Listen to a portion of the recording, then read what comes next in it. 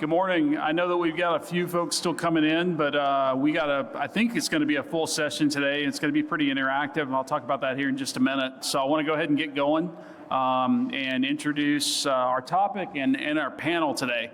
This is going to be a little bit different format. I'm going to moderate a panel discussion.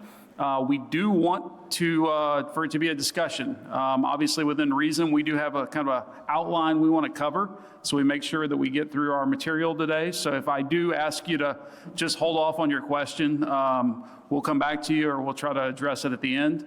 But let's, without further ado, we're going to get moving forward. So I want to introduce our panel today. I'll start with myself. I'm Justin Garner with Engineered Air Balance. My entire career has been in testing and balancing and commissioning, and obviously involved in this organization here. Tim Zacharias, who's the first person on here to my left. Tim is with Cougar USA out of the Houston area.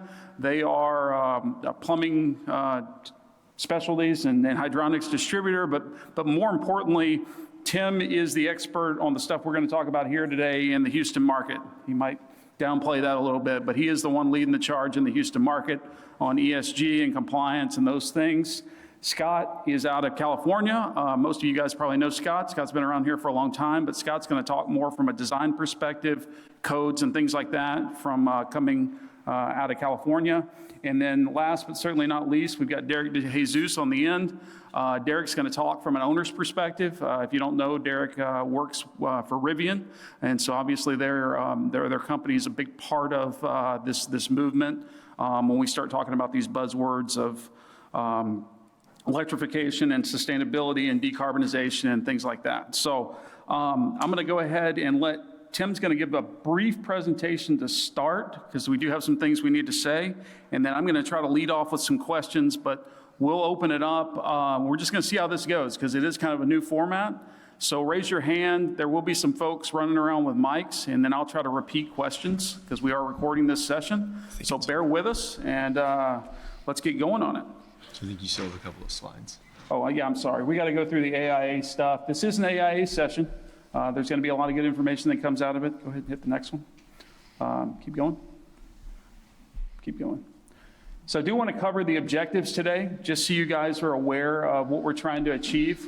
We are not trying to take the place of some of the other sessions that are focusing on ESG and maybe decarbonization. There's 2 or 3 really good sessions later today, and I think tomorrow on that. So we're not going to do a deep dive there, especially on ESG, but we do need to frame it for the purposes of our discussion here. What we really want to talk about today, though, is give you some information if you're not familiar with everything that's going on, because the commissioning industry is going to be a big part of it. And we want you to understand what's going on out there. There are some buzzwords being thrown around, but what does that really mean for us as commissioning professionals? I want you to understand what owner strategies, especially ones that are dialed into this already, because a lot of this is being driven from the owner side. And hopefully Derek's going to be able to talk about that. And then challenges on design and construction, where we can potentially assist as commissioning providers, but the designers and folks that are, depending on different project delivery types and things like that, design build or IPD, there's some considerations and some things that we're going to need to help with as commissioning providers. So I'm going to go ahead and turn this over to Tim, but I'm going to start off with a question here. Tim, can you give us a brief introduction to ESG and help frame our discussion here today? Absolutely. So hopefully everybody can hear me, and I appreciate the opportunity to be here. This is usually a topic that I can speak on for an hour, so I'm going to do my best to kind of shorten this up here for a few minutes for background. But I think really there's 2 big drivers of this conversation: the sustainable design as it relates to kind of ESG, decarbonization, electrification, and kind of tying that back to the built environment. So really what I want to talk about are 2 major of those drivers: the regulatory and market drivers. So we just kind of hop into presentation. Yeah. So really on the regulation side, the big one is going to be the Paris Climate Agreement, and that's the charge to get to net zero carbon by 2050 to avoid a 1.5 degree C increase in global temperatures. So that's kind of the overarching regulatory kind of push there. And the most recent part of that is going to be the SEC climate disclosure proposal. I was hoping that they were going to have that figured out last month in April, but they missed the deadline. So, but I do feel like it is going to pass. So that's going to require public companies to disclose their climate impact quarterly along with their financial reporting. So they would have to, and it's probably just going to be scope 1 and 2. We'll talk about that here in a second, but that is going to be a major change in the corporate reporting and going to have a major impact on everyone in this room. So a lot of state and local governments have a lot of codes, something Scott I think is going to talk a lot about with California. And then we obviously know our industry standards are always pushing things forward. And we've seen specific laws in California that have kind of had an indirect impact in other places in terms of what equipment is available. So we're in Texas now, and for any of y'all that are in Texas, as Marty already know this, but like in California and New York, some of the coastal markets are pushing for electrification, banning fossil fuels, things like that. Texas has gone the other way and banned bans. So may not see that directly here in the state of Texas, but indirectly we're going to see some influence. So the net zero standard that I talked about, this is from SBTI, so Standards Based Technical Institute. If you want to check it out, they have a standard and guidance to get to that net zero guideline. But really the big ask is 90% reduction in CO2 emissions by 2050. So this is different from being carbon neutral, where you're just saying we're not necessarily going to change what we're doing on site. We're going to buy carbon offsets and things like that to get neutral. Net zero is saying we are going to reduce our carbon emissions to a point where we're in balance between kind of what we're producing versus what we can capture or kind of get to that actual net zero piece. So big ask to get 90% reductions from where we are today by 2050. But there's already a lot of people that are in our industry that are committing to this standard. So JLL and Hines being two that have come out and made commitments to this. So more and more are going to see this. I think this net zero standard being referenced. They have great material on their website. If you want to go check it out, SBTI has a lot of industry specific guidance on there as well. So kind of switching gears a little bit from the regulatory side, the other thing that's really pushing this forward is going to be kind of the market or the financial side. And two big players there, individual and kind of institutional investors. So this could be in the form of like a real estate investment trust where they're pushing for buildings that have sustainable design or sustainable measures in place that they think those are going to be the most valuable. And so it's kind of forcing other buildings to kind of keep up. And you also have companies practicing stakeholder capitalism. So how many, just show of hands real quick, how many people are familiar with shareholder capitalism? Is that no? Okay, so the idea that a company exists solely for the benefit of the owners, basically maximizing profit for the owners. That shareholder capitalism kind of been the standard for the last 40, 50, 60 years. Stakeholder capitalism isn't necessarily a new idea, but it's newly popular and being practiced. And you might also see this be called conscious capitalism or B Corps. This is the idea that a company exists beyond the purpose of profits for the owners, but also to be a good steward to their community, their stakeholders being their customers, vendors, and the community as a whole. So that is where you're seeing ESG come in and being able to kind of quantify all of those things and that value beyond the profits, beyond the financials. So that, there's other sessions like Justin mentioned that are going to do a deep dive into ESG, but that's really what's driving it and why we're having this conversation. And especially at the tenant level and like Class A buildings, you're seeing that drive from the tenants saying, what are you doing in this building that I can include in my ESG reporting that is in line with our goals? So really it ties down to 4 major areas that are going to be impacted back to the built environment. So there's a lot of different agencies and standards out there for ESG metrics reporting. There isn't anything that is kind of a standard, like if you were to look at GAAP accounting principles, anything like that doesn't necessarily exist. But you can distill them down to these 4 buckets that really impact everybody in the room. So health, safety, and well-being, greenhouse gas emissions, water stewardship, and economic contribution. So really, I think that's going to be how we frame the rest of the conversation today, is kind of in these buckets. But that's ultimately how that ESG reporting, that net zero carbon, is really going to impact everybody in this room as far as either the design side, owners, or the commissioning and tab piece. So. No, that's great, Tim. So I don't think you hit on it, but the goal that we're trying to achieve, according to the long-term agreement, mm-hmm. What is that goal from an energy reduction standpoint? So the net zero, the goal with the net zero carbon agreement, so from the Paris Climate Accords, is again back to that 90% reduction in carbon emissions from today to 2050. So okay. Basically trying to take whatever we're doing in this hotel and cut that emissions, that energy by 90% by 2050. So I think we'd all agree 90% is pretty bold, right? It's very So big. from that standpoint, I mean, with a room full of folks who work in this industry and are going to have to be a big part of that, right? Yeah. How do you think we're going to get there? So it's a great question. So Almost like it was rigged. right? So, I think we all would agree that we can't get to that 90% reduction just by updating equipment, right? Equipment on its own has a peak efficiency that it's going to reach. And so we're going to need to look at a broader, kind of more holistic approach of systems and controls building wide. And so really trying to take a step back and just think, okay, well, let's put the most efficient chiller in. How can we design the entire chill water system to be more efficient overall and still deliver that comfort into the building? And so that kind of step back is really going to be required to achieve those overall system efficiencies. And so that's going to, different controls, different design methods maybe we've used in the past, and then kind of longer term, I think there's a few people here in the expo that are doing this, the analytics side where you're grabbing that data from the building automation system and then constantly improving and doing retro commissioning along the way to continue to get that performance or improve it. So do you think from those solutions that we're going to be able to get there, or is there going to have to be some capital improvements as well? Yeah, I mean, it's definitely a big ask. I mean, we've seen in specific instances where we have seen 90% reduction in energy savings by doing an upgrade on a specific piece, but it's definitely going to take, some capital investment, not only to achieve these efficiencies, but also to be able to grab the data and be able to report on it to meet these SEC guidelines for the public companies. So with that being said, I mean, if we're talking about capital improvements here, I think we are all involved at that on a daily basis. But we're talking about a lot more than probably just like for like. We're going to be looking at equipment that's going to be driving performance and driving toward these goals. So how does first cost versus life cycle cost play into that? Yeah, absolutely. So that's, we've like as Cougar, we've been pushing sustainable equipment for a long time, like 15 years. And a lot of times the conversation has been about, well, how much energy savings am I going to get out of this piece of equipment? And is that ROI going to happen in whatever the acceptable term is, 3 years, 5 years, whatever that is?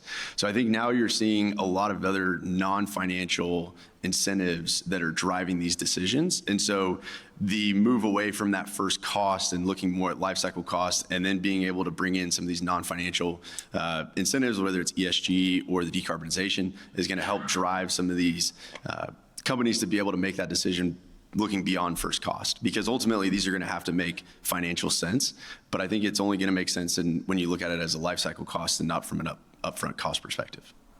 Sure. So beyond existing building and equipment upgrades, I don't think they're going to get us completely there. They're going to get us part of the way. What do you think are some of the other things that are going to be key drivers, especially that's relevant to the audience in this room?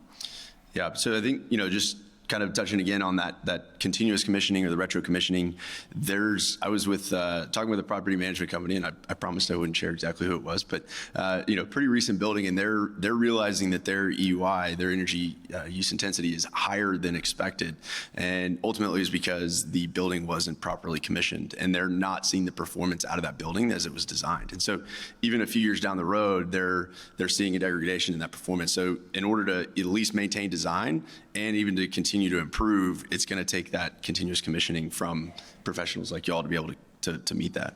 And if I may Phil, jump in on that one. What we're finding a lot of times too is especially on large facilities, hospitals, and university campuses, you're going to get facilities managers that may not know how to properly maintain it. And that's always a huge issue that needs to be brought to the forefront, because the owner may end up spending millions and even billions of dollars on a new facility that is all well and good when everybody in this room that are commissioning authorities are walking away from the project, but you go back and look at it 10 months later and you're finding out that nothing's been maintained. And not only has it not been maintained, but they haven't been looking at it. And the usual answer, I'm sure a lot of us hear, is, well, I've been operating it the way I normally operate, a facility. Well, that's all well and good, but as we're starting to move forward to these, facilities that are higher tech, then you get, well, you don't know this one. And because you just want to run this chiller the same way you've ran the chillers the last 10 years because that's all you know, you're finding out you're now running it not at peak efficiency, but you're running at a real reduced load, which is going to go backwards from all the information that Tim is talking about. So we need to work with the owners and their facilities engineers to make sure they are properly trained to work on the system the way it's been designed and operated. No, that's a great point. That's a great point. Are there any questions from the audience? I want this to be interactive. I know it looks like it's kind of staged and we're trying to get through some discussion here, but please jump in at any time. I'm trying to look up and see if anybody's putting their hands up. We do have one question in the back. I was just curious if you've seen where designers, owners are oversizing equipment so that they can get them to operate at much lower operating point. So the question, just for the benefit of the recording and the room, if you couldn't hear Robert in the back, he's asking the panel if we're seeing where equipment's being oversized so that we can intentionally operate it at a lower operating point, potentially more efficient. Scott, whoever wants to. I'll jump in a little bit, and then I'm sure you got a little add. But I would say, I mean, I think we see all the time that equipment is oversized, but not with the intention of it being more efficient that way. I mean, I think we typically are pushing back to right-size equipment for whatever that typical efficiency or typical operating point is going to be, not that maximum, design point. And so I think we're typically pushing back to get something that's more efficient at the partial load, but not necessarily through oversizing. And in California, we obviously have, energy regulations that are high end. So you're not going to get extreme. Could you maybe have one upsize? The possibility is, for maybe a future. So say in the example of a central plant where you have a boiler and chillers and everything operating and your cooling towers, you may be able to upsize it by one to being that, hey, I'm going to use this central plant for expansion. That's a possibility, but you're not going to do it where I'm going to run it at 50% load because I want to use that as the criteria. So again, that gets into a regulatory issue. Check with your, deal with your local municipality that you might be around the country to see if that's even an available option or not. Yeah, so to add to that, a lot of times what we're seeing from the owner's side is that we're not properly documenting our OPR. Right, we're sizing equipment based on a day one expectation, and then through the project, or even once we turn it over to the end user, day two requirements changed. Right, so we have stranded capacity. We're not fully utilizing all the equipment that's out there, so we're running under peak load. And then before you know it, we get into the heat of the summer, and we have to rent a chiller because we have a system that is just starved, and we can't get that capacity there. So obviously these type of changes and initiatives excludes the low bid type of process, but from an estimating or cost estimate standpoint, are you noticing the pricing coming back? Are you getting pushback from the people who write the checks, or is everyone ready for whatever comes? Is it that type of commitment? Or are we talking about 20-30% cost increase? What do you see? I don't know about the actual, and we're going to talk about it a little bit later, but we'll talk about it now. Not necessarily getting a pushback from educated owners. And that's part of our responsibility of everybody in this room is to educate the owner. If we as professionals in the commission authority realm get in there early and work on the OPR, work on educating the owner on what their really requirements are going to be for the facility, then there's a lot better chance of the system being properly designed and with the right equipment, even with a little bit extra. The problem that we all see around the country is OPRs are set. We don't know anything that's going on. The design's already at 95%. And we're coming in going, guys, what about this? And it's, oh, well, we don't want to do that. Obviously, the difference of the type of delivery methods is also in effect. And again, I might as well jump in here on this one because we were going to talk about it later. There's a huge difference between design bid build, GMP and everything. Design bid build, you have a better chance of getting the owner to accept the requirements because that's coming from the engineering side. Design build, even GMP, you're going to get less of a chance of the owner accepting the conditions, because the way it's going to be framed to them is from the contractor saying, you don't want to spend the money. And that's always going to be a concern. That's why it's really important that all of us as professionals come in as an owner's representative, in a sense, when we're dealing with the OPR, to say, this is why it's a good reason to do this and do this higher level efficiency, the financial side, the regulatory side and such, and keep the design build contractors or the, any of the contractors out of that equation. Because we all know that if it's going to come down to the contractors, none of this high efficiency equipment is going to be installed. Yeah, I mean, we're talking a lot about energy operations and maintaining and operating equipment, but there's more to the story when it comes to reducing our carbon footprint as well as our embodied carbon, right? As a sustainable company, we're looking not just at the energy usage and our carbon footprint, but how we make our product, right? How we're sourcing our product, what is our product putting back into the environment so that we're building something for the future and that we're meeting 2030 goals of carbon neutrality ahead of policy that's already being driven federally. So just real quick to add on to that, in the commercial office space right now, it's very competitive to get these Class A tenants. And so the savvy owners are willing to spend the money to meet these sustainability measures so that they can recruit those types of tenants and say, we are going to positively impact your ESG goals in that way. So I think you are seeing certain owners willing to spend the money when they're aligned with those types of companies. That was my limited experiences. Owners, Yep. either a 1 or a 0. Either they're in or they're out. There's very little in between. Sure. South Initiative. There was another question over here. I was just going to say, is the 90% reduction including the internal operations? So it's not just the energy usage, it's everything that particular owner can do to Yep. reduce to 90%.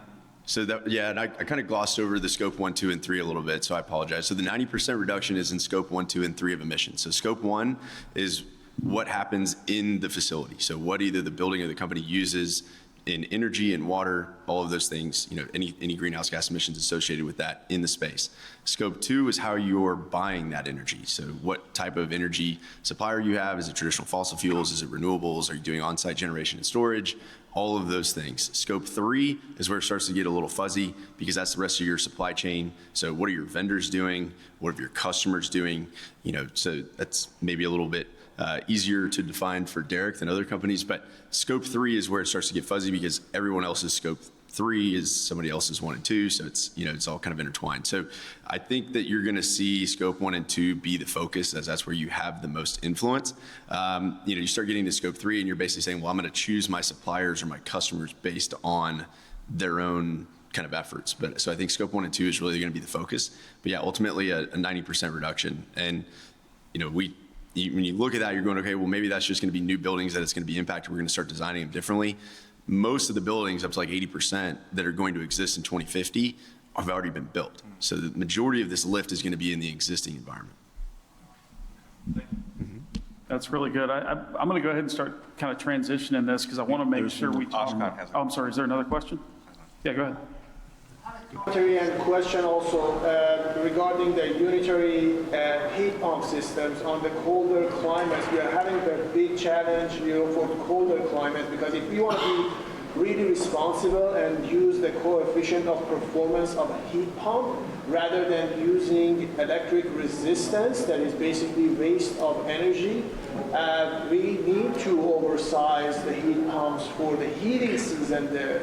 And now we are dealing with the challenges of the cooling season with like oversized equipment. So there are big challenges out there, and some of the unitary equipment that are the reality of our environment. Not every facility has central plants. Is that we have noticed that the units are not performing as claimed by the manufacturers on colder temperatures.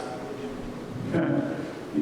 You guys want to talk to that specifically? Yeah. Scott, I think you've had some experience. Yeah, with that. actually, the California regulations, Title 24, which is the energy code, just came out January 1, or went into adaption January 1, and it now requires heat pumps. No longer can we use gas electric unitary equipment. So all package units are now going heat pumps for the future, as well as water heaters are going heat pumps if they're not instantaneous. So very much what you're saying is exactly what's going on in California, that is changing. And Tim talked a little bit about this, how manufacturers are changing. California's on the forefront where you're going to start seeing a lot less gas electric equipment being on the market, because they're going to have to be building more heat pumps for California. And that's going to be on the forefront coming the rest of the country. Yep. Yeah, there are heat pumps everywhere at HR. I know, sorry, it's California, where we are what we are. I'm good in Sonny, you make a good point, but I also think that Tim makes a good point, and we've seen it time and time again. We see it in codes and ASHRAE. We see it where what starts in one area because of demand and other things like that propagates throughout, and that's what we're seeing with this. It's just going to take a little longer. So, Yep. Did you want to add anything on the heat No, pumps? I think you covered it. Okay, great. I'm going to go ahead and ask a question because we want to make sure we cover this. So Derek, specifically, you're part of an organization that's at the forefront of this movement, and obviously you guys have bought into this and things like that. Can you give us some information on what your employer Rivian has done to address these, to set the example and everything like that? Sure, yeah, I mean, obviously, when we came into the market, we inherited an existing facility in Normal, Illinois, which was creating ICE engine vehicles, right? So we immediately went into how can we reuse and remanufacture within the footprint of this space to create something that is more of a sustainable product. Looking forward into the future, building new factories, building new service centers, building new spaces for our product to live and our customers to enjoy, needed to be carbon neutral, right? We needed to be looking not just at how we're designing the facilities, but how we're building those facilities, right? With mass timber instead of steel, introducing fly ash into our concrete systems, on-site power generation with either wind turbine, geothermal, or on-site power with our battery systems, right, that are no longer good for our vehicles. So we have a lot of strategies that we're implementing internally with our engineering team, which is a mind shift for operations, right? These are new strategies that they now have to be in tune with and up to speed so that they don't turn something off just because they're not familiar with it, but they're properly trained so that we can continue to produce per our goals and per our expectations.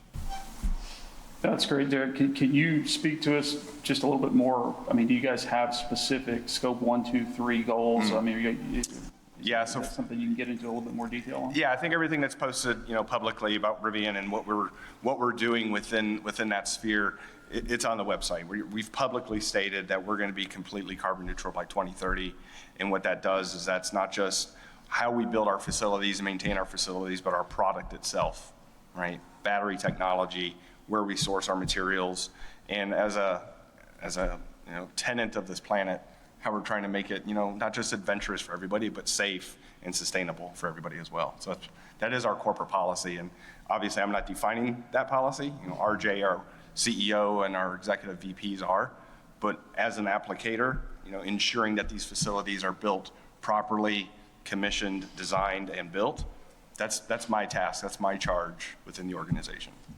Does everybody understand what the company is and what they produce? I guess just started with that. Okay, so electric trucks. Yeah. So we've got an EV manufacturer here that's obviously a big part of this. So I'm going to ask you the next question, Derek. We briefly mentioned electrification. I mean, we had 3 key buzzwords we wanted to talk about today, and I think we really talked about. We've hit the carbon side, we've hit sustainability, and we're going to talk more about those. But electrification, you guys are right in the middle of all this. Can you tell us about any upcoming, any trends that are brewing, any things that we don't quite know about? I know you mentioned, some recycling and things like that, but what's coming down the pipe? Yeah, I mean, when you're starting to look at, what the Inflation Reduction Act has done and will be doing for the country, battery recycling, coming up with the materials, the raw materials within North America and the United States, how that can then push the technologies, not just from Rivian, Tesla, Ford, Toyota, all the others, to be manufacturing those products in the country. We are also going 100% electric with our facility, right? So our facilities are 3 million square foot, and we're getting rid of natural gas, right? We're going to 100% electric and then offsetting that utility usage with carbon offsets. We team with local energy providers to purchase and build wind farms within that utility structure, putting wind farms on our property itself to supplement a specific line, right? Maybe that's paint, or perhaps that's a stamping line, right? So we're taking in those strategies and we're applying them to be a leader, right? To show others how they can do this when you have these large campus environments, when you're building a product for the world. Do you have emergency power in the building? We actually do not. All of our life safety is battery. There's a question in the back. So I watched the presentation lately, EMP put it on about the embedded carbon in a building typically takes over 30 years before the on-site energy usage exceeds the carbon footprint. On your electric vehicles, what's the embedded carbon footprint and how long does it take to regain that? Yeah, that's a question I actually don't know the answer to at all. That's a little bit outside my wheelhouse on that.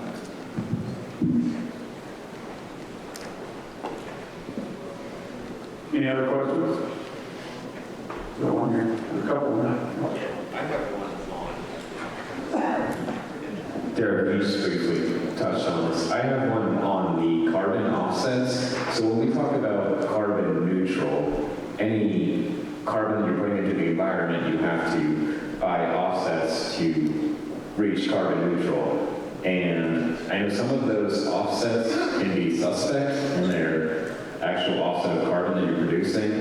Is there a way that your team at Rivian is verifying those? Is that something that we're seeing more in the industry? Is the holding these carbon offsets to account?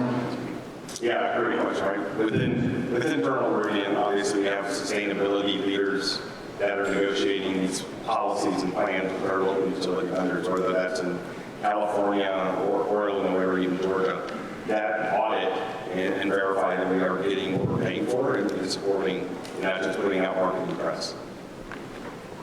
And I'll just add on a little bit to that. So sometimes you'll hear that called greenwashing, right? Is where you're saying like and Rivian's probably, not the type of company that I'm talking about when I say this, that when people say that they're carbon neutral, sometimes they're not necessarily doing things on site to be sustainable, but they will go out to a financial market and buy those offsets to be carbon neutral.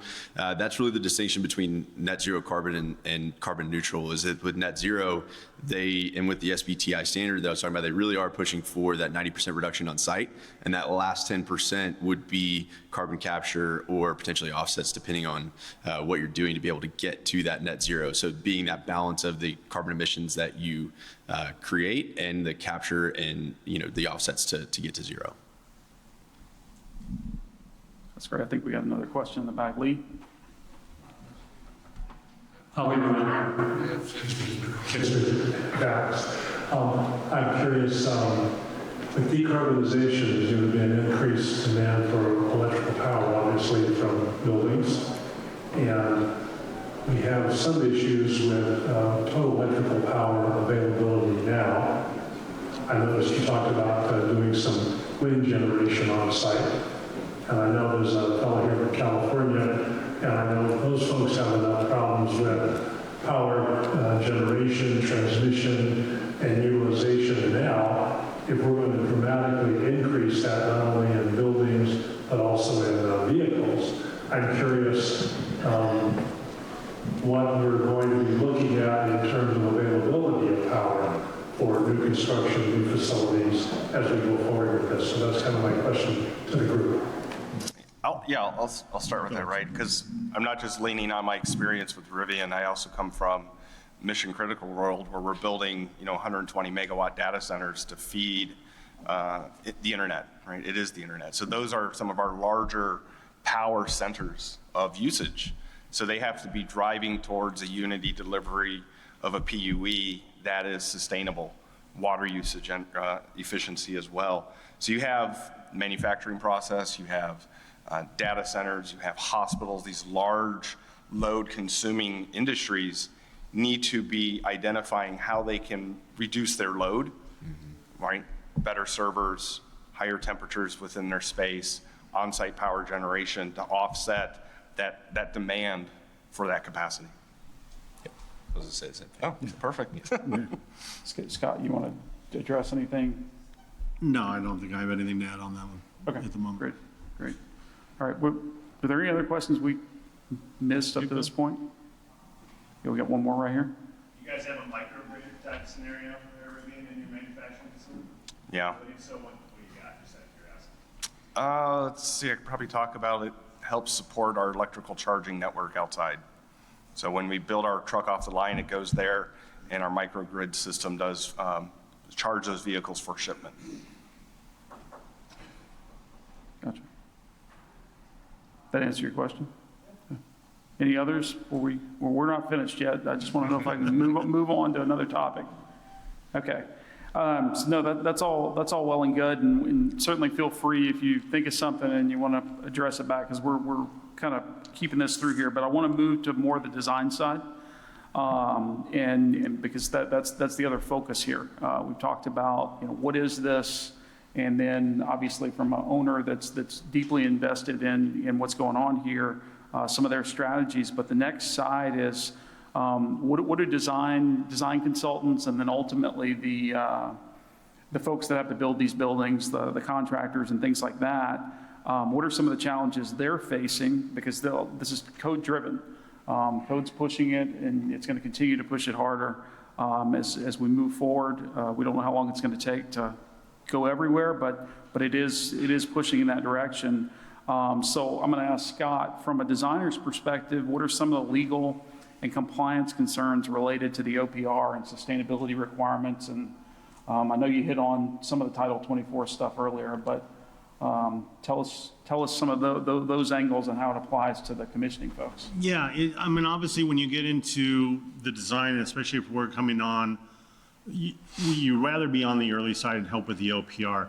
But you're always going to have problems with when you get into the legality and the compliance of the OPR with contractors. They're always going to say, well, we can do this and this will be cheaper. Remember, contractors are there for one thing, and that's dollars. It's not necessarily to work for the owner. Our responsibility as professionals are to work for the owner and work towards these environment conditions that we need to be in compliance with. So again, in California, Title 24, we are in forefront.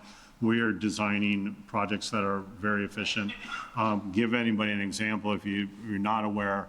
When we talk about energy measures for Title 24 and compare it against LEED, a LEED silver, and in some cases gold, is our standard. It's not, I've had people ask me, they're like, how much is it going to be, silver versus certified? The answer is, for California, there is no difference. You're going to be LEED silver just coming out of the being code minimum. So what does it take to do gold? Well, that's just, sometimes it's just working with the contractor on, waste management, maybe higher efficiency equipment from the design. So there's not much of a huge impact, as you may see in other places in the country, to get a silver building or even platinum. I've got multiple platinum buildings on my resume because it's not that difficult for us out there. That's where it's going. Okay, do we usually see some of the other stuff? I do work around the country at times, or I have done and work around the country. And to see these changes that we are doing right now, when we see the IBC come out, they're usually one code cycle behind us. So don't be surprised if what we're doing in California under 2022 regs is already going to be looked at for the 2025 regs, or 2024, excuse me. And 2025 California regs are already being written, and they're even farther. So that's actually under review public review right now for what the new energy codes are going to be for 2025. They're already out, and it's going to take it even farther. So there is that going forward. But as I said, the biggest thing is that as professionals, we've got to be a advocate for the owner on the OPR. Is the OPR going to be base minimum, or is it going to be more? Have a client, Kaiser Permanente, their hospitals. All of their facilities are a lot higher than code minimum, not only because of what they are as a hospital, but the efficiency of what it needs to do. They're actually looking into what's the turn down ratio of air handlers and equipment so that when it's off peak, I don't want to say it because it is a 24/7 operation, but they do have what they consider not unoccupied times, that off peak hours, late night, stuff like that, their facility starts shutting down. So and they give a ratio where it's like they wanted it down to 0.3 CFM per square foot. Okay, and they roll that. That's in their OPR, and that's actually in their national standards. And our responsibility is to make sure that the engineers are designing to those requirements. That's great, Scott. I think some of the sentiment, I know when we were talking and preparing for this, and I've talked with other people about it, is when we transition from the OPR, and then the design professionals have the responsibility to turn that into a basis of design, or BOD, right? There's some reluctance in many instances to go outside of the code minimums or what they know and are comfortable with. Can you speak to some strategies that you've seen, because obviously you have some clients that are driving this, right? What are some strategies that they use beyond just forcing it to try to get the engineering community to I won't say embrace this, but try to go past code minimums and look to the future and get ahead of this? There's always going to be a challenge with engineers that they get into their, and as a licensed engineer, I'm going to say I'm one of those at times, or have been at times, where you get into, this is what I know, this is what it is, and I'm not going to worry about it. And I'll do as little as I have to, even with code changes. That attitude needs to change, and unfortunately, you're not going to change it.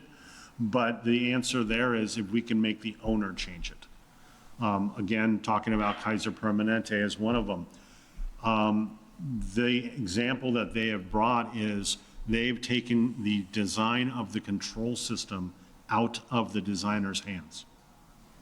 So think about this. The engineers of record are designing a building, whether it be a new medical office building, an MOB, or a new acute care center. They've taken the design and the controls out of their hands. Who do they have doing it? The commissioning authorities. So what we are doing is, based on their recommendations of what's written in their national standards of what they want control-wise and how they want it to operate, we are the ones designing the controls. And therefore, we are working directly hand in hand with the design teams as a member of the design team. We're not working independently. We're working with that MEOR, with that electrical engineer of record, that we are making sure that the new control system meets the requirement of the owner.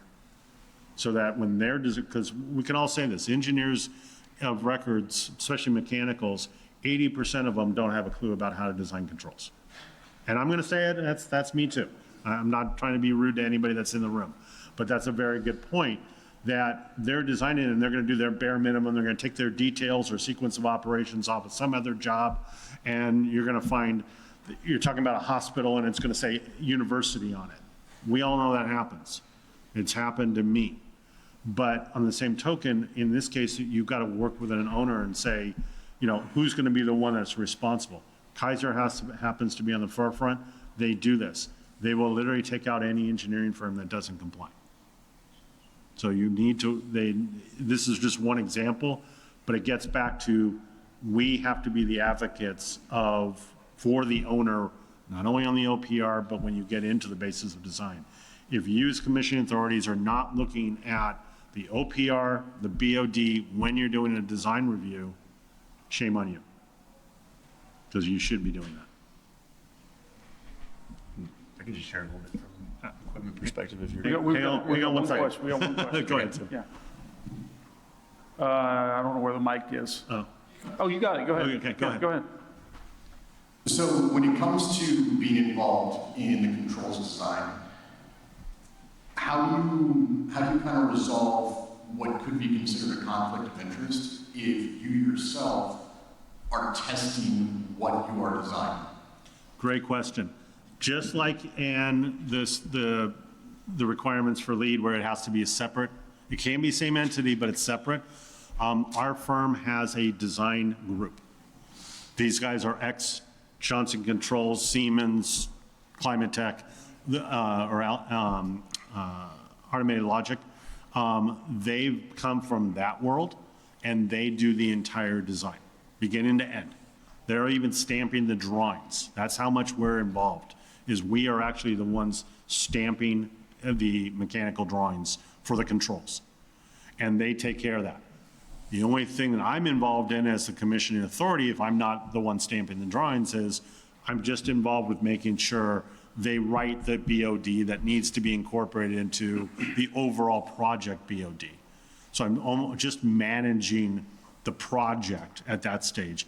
When it gets into design review and starting to write PFCLs and FPTs, that goes on my team, and we're completely separate than them.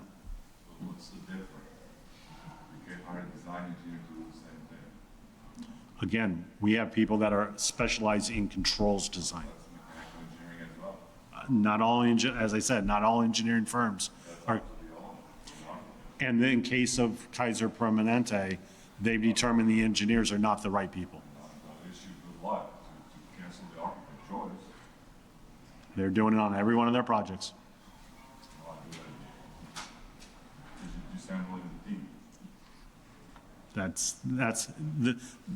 We have over 100 projects under contract right now.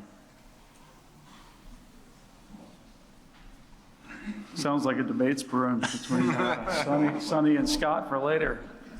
Yeah, we can meet in the bar later, and I'll be glad to talk more about it. If I was an architect, I would just say, Okay. Architect. hire a commissioner to design my controls versus the mechanic firm that I choose to work for. I mean, good one for that. It's working right now. Yeah, obviously, there's some differences of thought on this, but that's the whole purpose of today's discussion, is just to put some strategies out there. Absolutely. So, were there any other questions? We have one here. Yes, I was curious to hear your views on what you see as the ongoing impact of the green building certification programs in this arena. Obviously, the whole LEED process is still out there for around the country. Obviously, California is an entity in itself. And there are still a lot of LEED projects, don't get me wrong. I'm doing a hospital for the county of LA, and 8 of their projects are LEED. Or gold or better on some of these. So they're still out there. But that's usually, again, when an owner wants a specific requirement. If it's in a municipality, if it's a City of LA project for a building that is going to be a City of LA building, it has to be LEED Silver minimum. But again, to us, that's code minimum.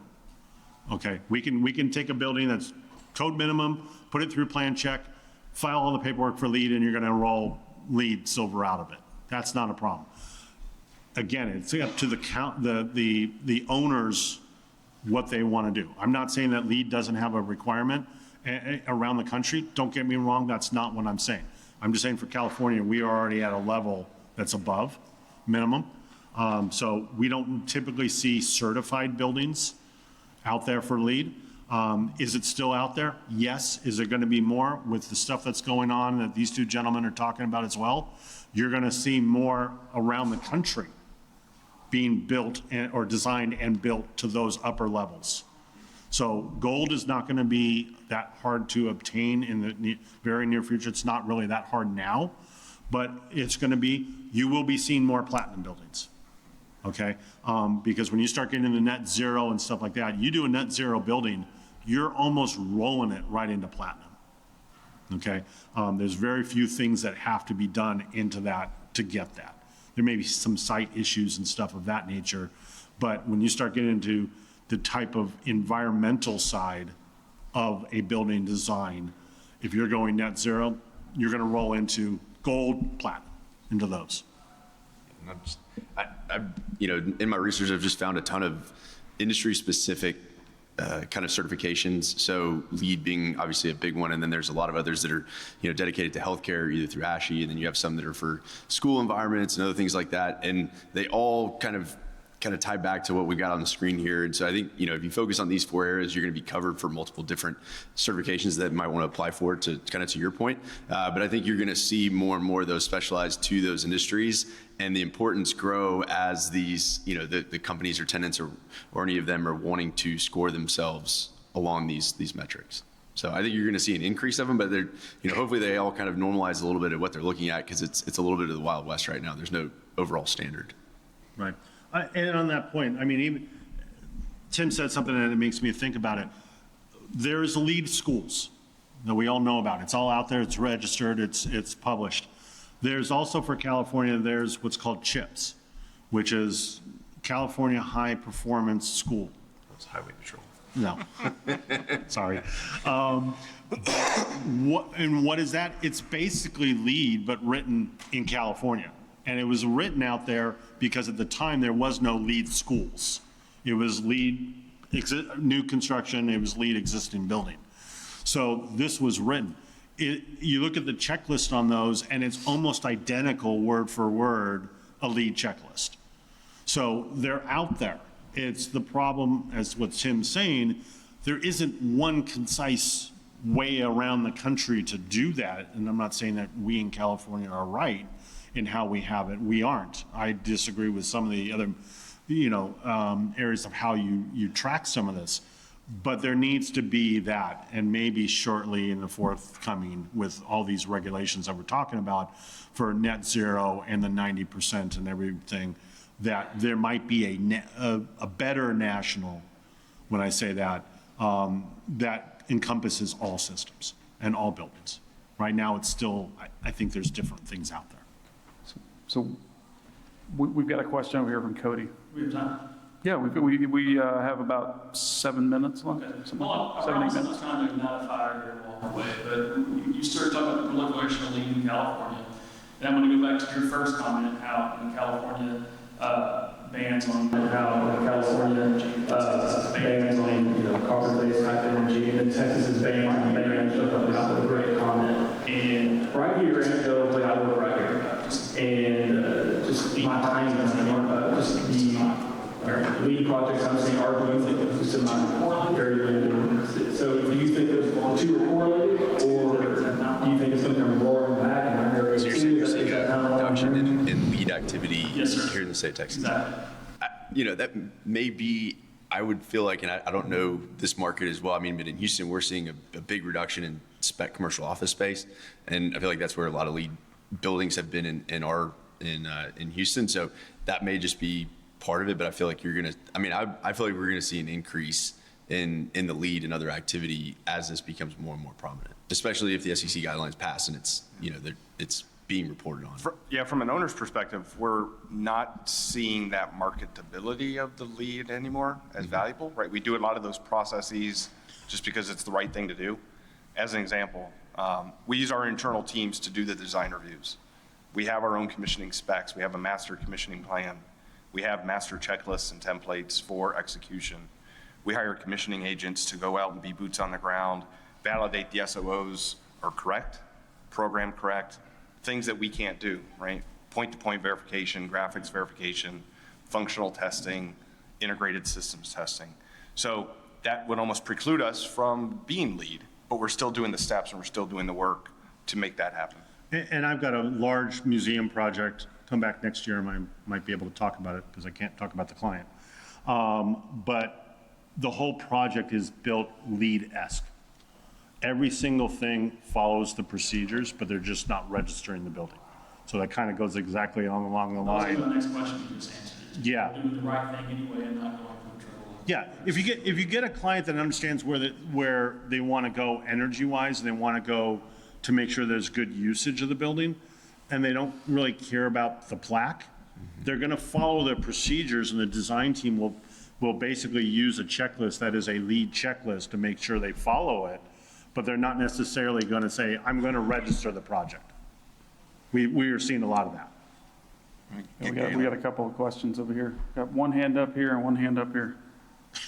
Go ahead, Galen. Your first.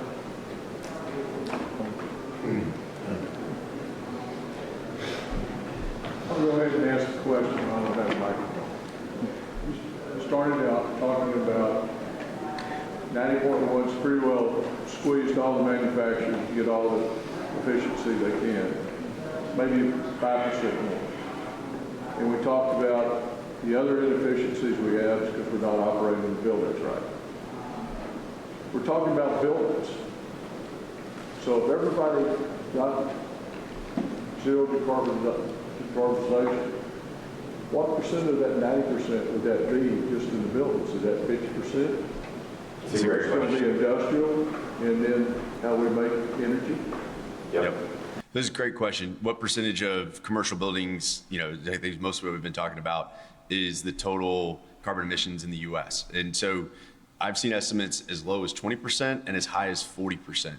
And so it's a really big chunk and definitely not going to be ignored. So even if it was as low as 20%, it's still going to be a very high priority. But some are saying as high as 40% of the total emissions for the US. We got time for one more question, I think. Well, I have about 50. Okay. Again, bar is open.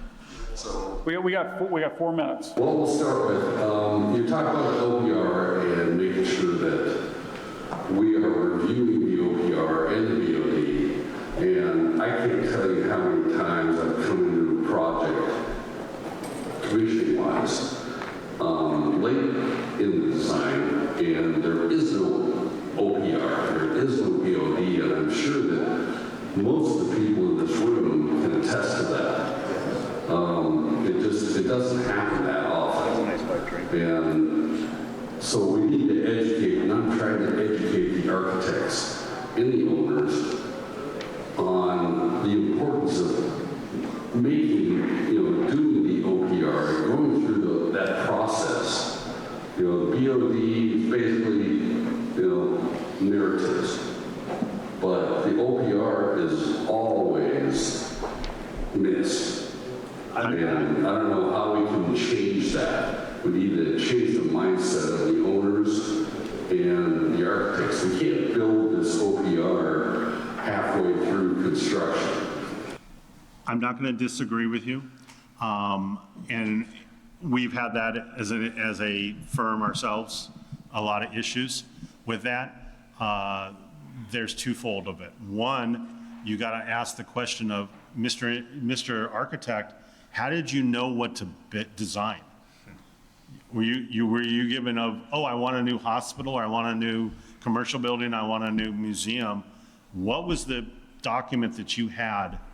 And that can be used as the OPR, depending on what the information is there.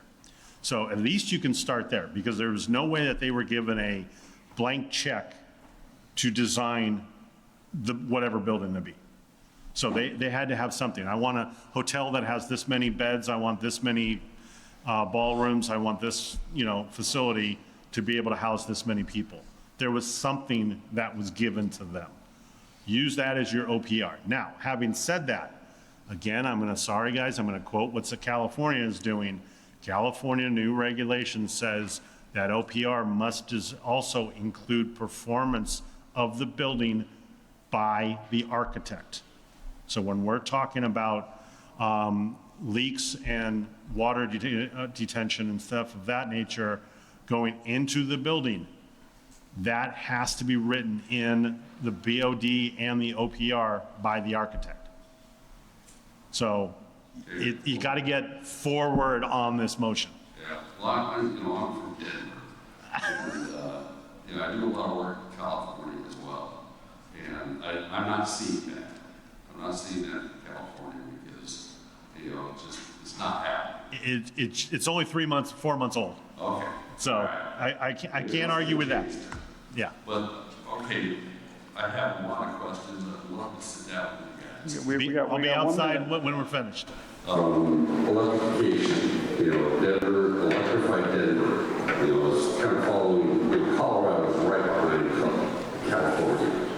And the whole problem that I see is that, they want to electrify everything. I get that they want to sequester everything out at the power plants, but we don't have the infrastructure that's going to support this. So what's going to happen? I wish I had an answer for you. As a country, not just Colorado, California, but as a country, our infrastructure for electrifying everything is not there. So somehow we have to figure out what is who's gonna do this.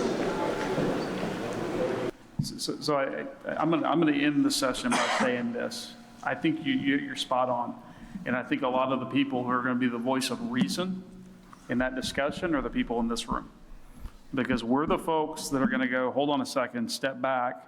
If you want this to actually work, these are the things you're going to need to consider, right? And so I was supposed to kind of develop a 5-minute elevator pitch for the folks in this room, but we kind of ran out of time. But I think that's the part that we're going to have to play, right? We're going to have to be the one when the design team's focused on codes, or or even on the architect side, they're focused on the next flashy technology. We're going to have to be the ones that step in and say, hey, listen, but this still has to work, right? And where are we going with this? And can the owner maintain it? Do they have the facility staff to get the longevity out of this? And we've got to be the folks that are always advocating for that.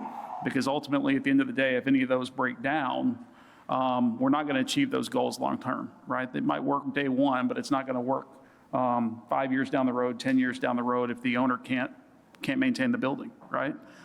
So we've got a lot of responsibility as commissioning providers to be the glue in the process, as we always are, but to also advocate for these things and know where the market's going, so that we can be that other voice in there to help with that. So I want to thank our panel today. I think these guys did a great job as best they could, and appreciate all the questions from the audience.